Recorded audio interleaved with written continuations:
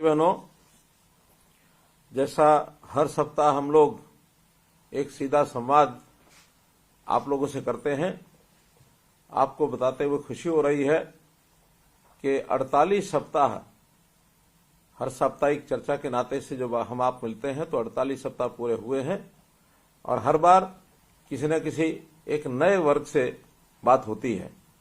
आज मैं ऐसे बंधुओं से बात कर रहा हूं जिनको हमने व्यवस्था परिवर्तन करके जो भी सरकारी योजनाएं हैं घर बैठे और उनका लाभ दिलाया है, या पोर्टल के ऊपर सीधे अप्लाई करके और जिनको ऑनलाइन सेवाएं मिली हैं, ऐसे बंधुओं से आज मेरी बात हो रही है। मित्रों, ऐसी सेवाएं जो आपको लाभार्थी के नाते मिलती हैं, उसके अंदर मैं ये भी मान सकता हूं कि बहुत सी कठिनाइयां भी आती होंगी।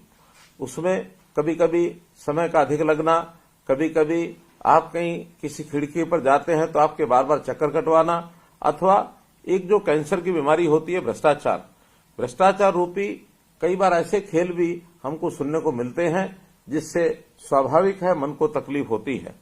संयोग से आज 9 दिसंबर अंतर्राष्ट्रीय और जिसको अंतर्राष्ट्रीय भ्रष्टाचार विरोधी दिवस ये कहा गया है, आज सारी दुनिया में लोग इस पर चर्चा कर रहे हैं और आज आपसे मैं इसी विषय पर बात कर रहा हूं।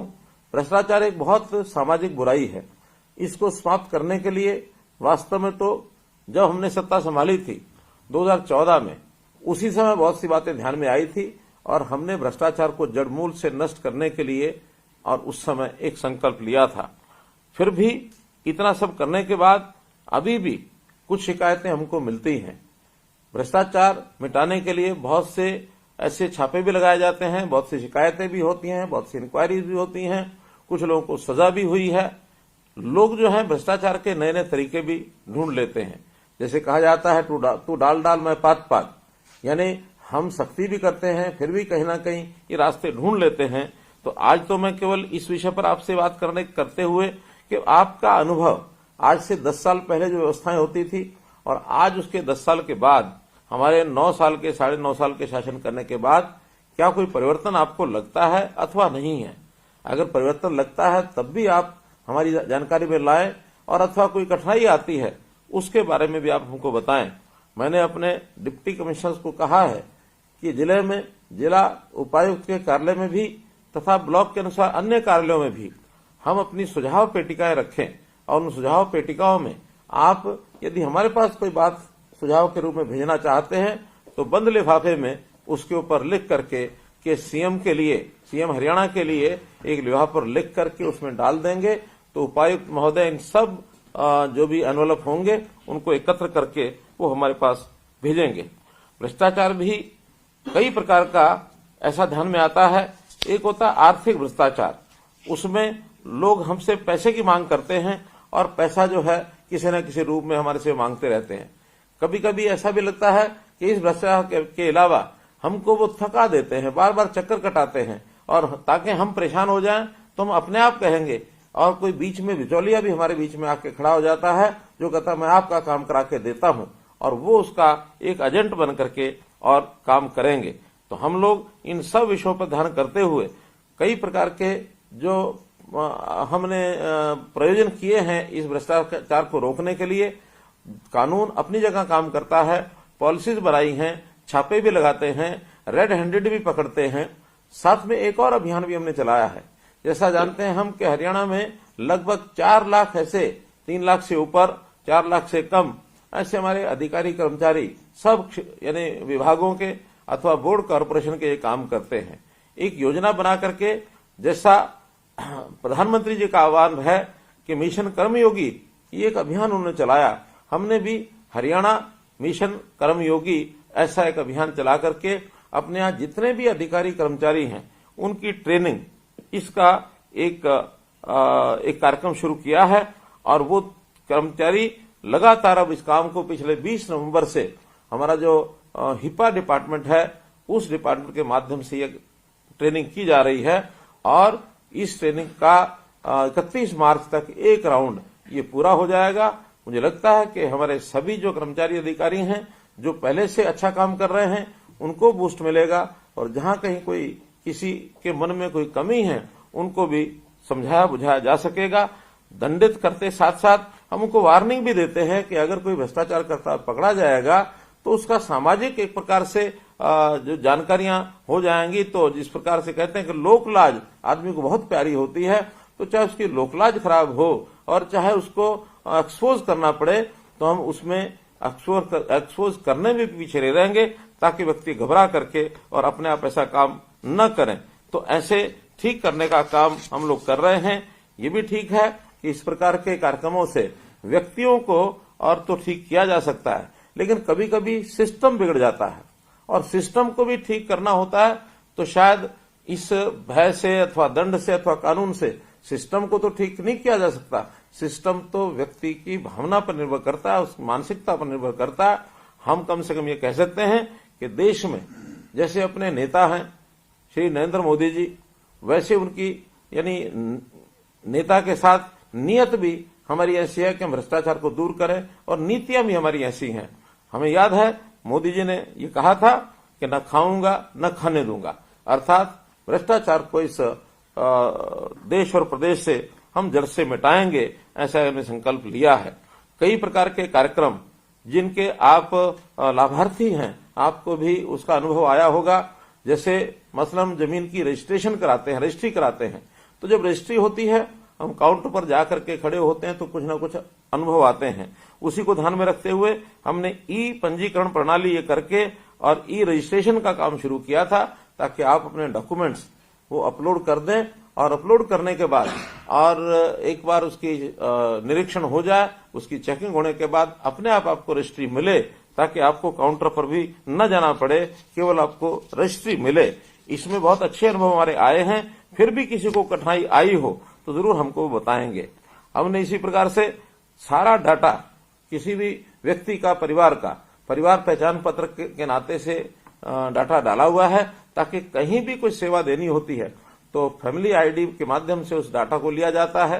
रजिस्ट्री कराने के लिए जमीन का डाटा, ये भी हमने ई प्रणाली से डिजिटलाइजेशन उसका किया है, और ताकि हर प्रकार की जानकारी उस रजिस्ट्री के अंदर उसको मिल जाए। तो परिवार पहचान पत्र के माध्यम से ये सब सेवाएं हमको मिल रही हैं। प्रॉपर्टी के साथ आईडी यानी नो ड्यू सर्टिफिकेट, जो किसी भी विभाग को जमीन के ऊपर कोई ड्यूज है कि नहीं है, इसका भी ऑनलाइन उपलब्ध करा दिया गया है। तो आपको कहीं भी सर्टिफिकेट लेने के लिए नहीं जाना पड़ेगा। तो इस काम से आपकी जो काम है वो आसान हो गए हैं। प्रॉपर्टी आईडी एक बहुत बड़ा कार्यक्रम हमने चलाया था। शुरू में बहुत से ऐसी समस्याएं आई थी और लोगों ने कुछ ना कुछ डिमांड करनी भी शुरू की थी। अब धीरे धीरे उन सब चीजों पर लोगों को भी जानकारी हो गई है कि प्रॉपर्टी आईडी में कौन कौन सी फॉर्मेलिटी, कौन कौन सा पेपर हमको देना है, वो सब दे रहे हैं। और अब जो शिकायतें हैं, बहुत मुश्किल से 5 से 10% शिकायतें बाकी बची होंगी, और ऐसी सबकी शिकायतें ठीक कर दी गई हैं। फिर भी हम लोग थोड़ा अपने डॉक्यूमेंट पूरा करें, थोड़ा सब्र करें, जल्दी न बचाएं, अन्यथा ये जो भ्रष्टाचार रूपी जो भी व्यक्ति इस प्रकार की बात करता है, हम उनके चंगुल में फंस सकते हैं, उसमें हम न फंसें। प्रधानमंत्री जी ने आवास योजना ये चलाई थी, तो आवास योजना के नाते चाहे शहरी क्षेत्र हो चाहे ग्रामीण क्षेत्र हो, लगभग 1 लाख मकान ये हमारा जो टारगेट था उसको हम पूरा कर रहे हैं। बहुत से लोगों को ये मकान मिल चुके हैं, बाकी लोग अभी निर्माणाधीन जो मकान हैं उनको बहुत जल्दी मिल जाएंगे। इसमें भी अगर हमने मकान अपना प्राप्त किया है, हमको अगर ये लाभ मिला है, तो इसके बारे में भी हमको जरूर जानकारी आप देंगे। मकान की मरम्मत के लिए डॉक्टर BR अम्बेडकर आवास नवीनीकरण योजना, इस योजना में जो पहले कभी 25,000 रुपया मिलता था, हमने उसको बढ़ा करके 80,000 रुपया किया था, और उसकी भी रजिस्ट्रेशन करके और हम उनको 80,000 रुपये देने का काम कर रहे हैं। पहले ये योजना केवल SC और समाज के लिए मिलती थी, अब हमने सभी जो BPL हैं उनके लिए इस योजना का लाभ उनको मिले, ऐसी व्यवस्था कर दी गई है।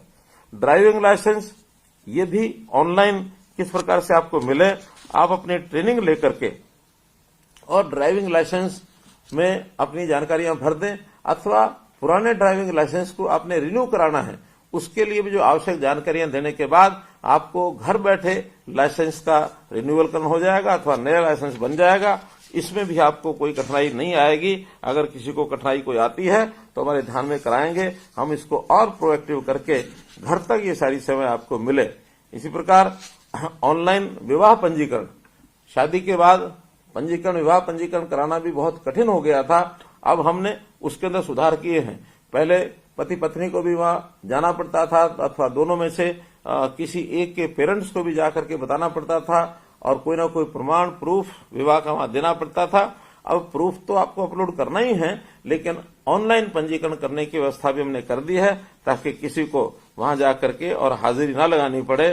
तो ऐसे ये सर्टिफिकेट, क्योंकि विवाह पंजीकरण के जो सर्टिफिकेट हैं बहुत जगह पर काम आते हैं। अगर ज्वाइंट बैंक अकाउंट खुलवाना हो तब भी हमको चाहिए।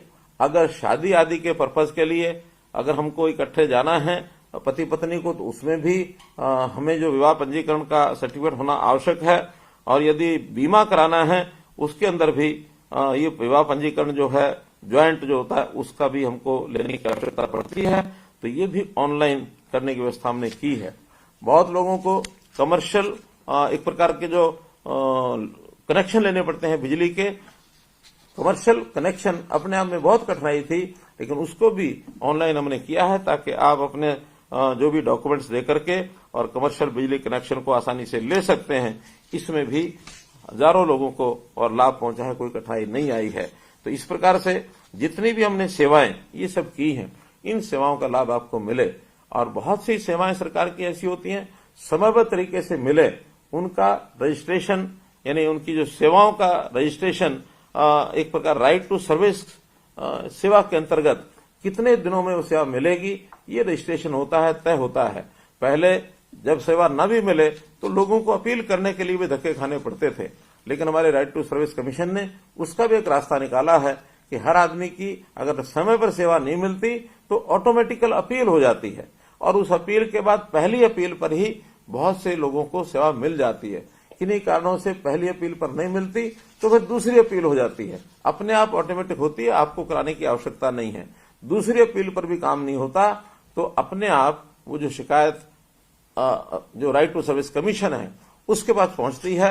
मुझे बताते हुए खुशी हो रही है कि 3 लाख से ऊपर ऐसी सेवाएं जो फर्स्ट अपील में पहुंची थी, कमीशन पर मात्र उसमें से 2000 के आसपास पहुंची हैं। बाकी सब फर्स्ट अपील पर अथवा सेकंड अपील पर हमारे अधिकारियों ने उस सेवा को दिया है। तो मित्रों, ये जो इस प्रकार की सेवाओं का लाभ आपको आसानी से मिले, बहुत व्यवस्थाएं हम कर रहे हैं।